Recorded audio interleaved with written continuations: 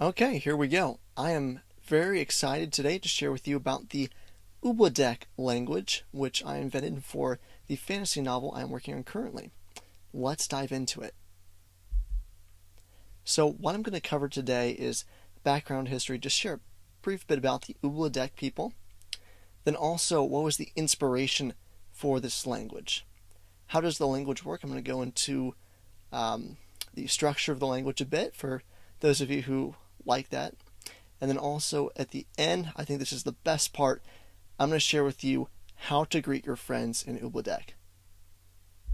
Okay, so the first question here is, who are the Ublidek? So I just want to share an image with you because every language has a culture, and I want you to be able to visualize this. When you're hearing these words, I want you to be able to connect them with something very physical. So, in my story, I have four fantasy races, and they're all basically humans, but they're slightly different, and I've divided them by biome. So I have this little rhyme. It goes something like one for the wetlands, one for the seas, one for the dry lands, and one for the trees. So that divides each of these four people groups by where they inhabit in the earth. And so the one I'm exploring today is the Ublidek. They are the swamp people, basically. They live in the swamp. Physical descriptions, they're tall, about 7-foot-ish. They have a very natural, don't picture like an alien here, but a very natural greenish brown skin tone. So if you look at your own skin and think, what would it look like if it was sort of greenish brown, maybe something like tree bark, but not with that gray to it, maybe something like swamp water, very natural greenish brown. Imagine that. Their culture, they have a tribal culture, grouped together a confederacy, and they're very individualistic, traditional, and kind of quaint. And one of their major distinctives is that they travel everywhere by canoe. So that's a little bit of a grounding for you before we dive into the language. So what inspired the language? Well, I wanted to create a language for this people group because language is such an integral piece of culture. And I wanted their language to whisk the reader away into their world. Now, as far as language structure goes, there was something about this Ublidek culture that felt somewhat African to me. So I initially tried to look up some brief explanations of Zulu, but I was quickly overwhelmed. I could not for the life of me understand it. So I fell back to what I already knew. I'd studied Latin for 4 years in high school and Greek for 1. So Ublidek ended up being similar to those two languages, though it kept its own distinctive, as you'll soon see. Finally, I really wanted Ublidek to sound swampish. I had this idea that it should sound something like a frog. This may be best illustrated in the name of one of my Ublidek characters, Umthrudum. Just how I said it, I think it has a slightly swampish ring, but if you say it with the accent, it's actually much more distinct. I'll say it 3 times with the accent. Umthrudum, Umthrudum, Umthrudum. I think it has a nice ring. Okay, now we get into the nitty-gritty details here. For those of you who like languages, you'll love this. It's a little simple. I'm not a language expert, but I think it's pretty neat. If this is not your thing, you can skip down to the end, the last minute or so, and I'll share with you how to greet your friend in Ublidek. But let's dive into the language. So first of all, the nouns. So in Ublidek, every noun has a basic stem and a prefix which indicates if it is singular, plural, or what I call general. General nouns describe a group like babies or boats. Now, these prefixes are further divided into 5 classes, each with masculine and feminine dichotomies. The 5 classes correspond to the 4 races plus monsters.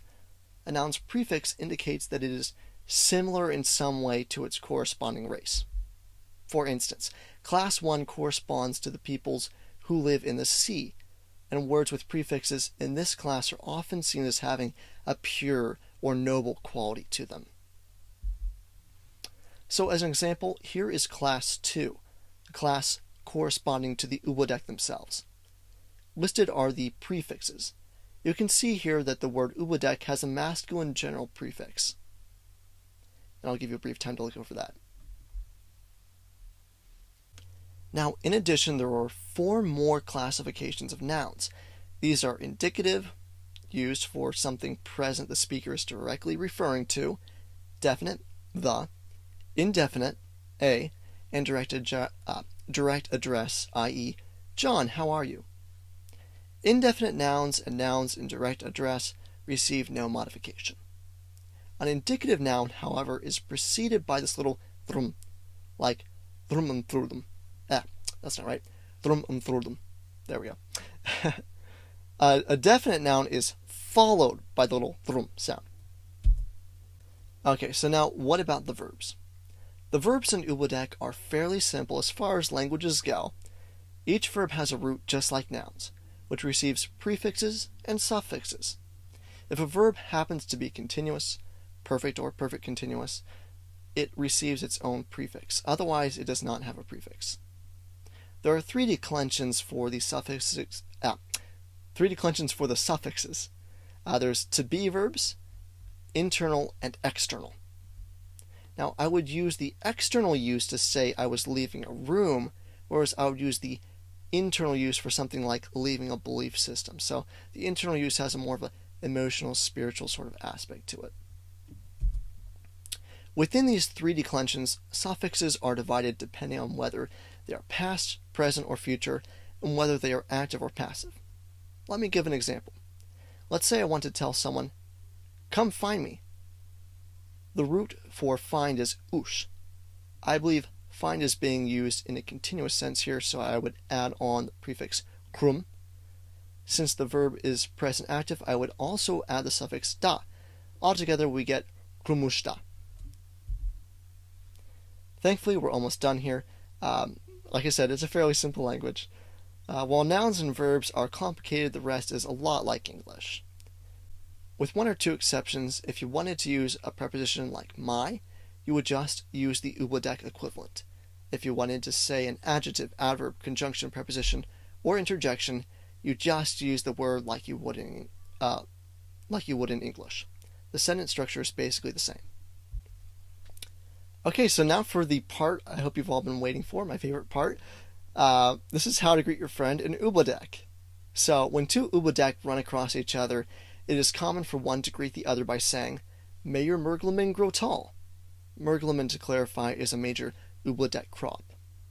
The other Ublidek will then reply, "May your fish be sweet." So, here's how you say that in Ublidek. Tesh ulu mergleman krum helda taha. And then your friend would respond, Tesh ulu lam foto krum sumda idha. Well, thanks for watching. I really hope you enjoyed this quick overview of the Ublidek language.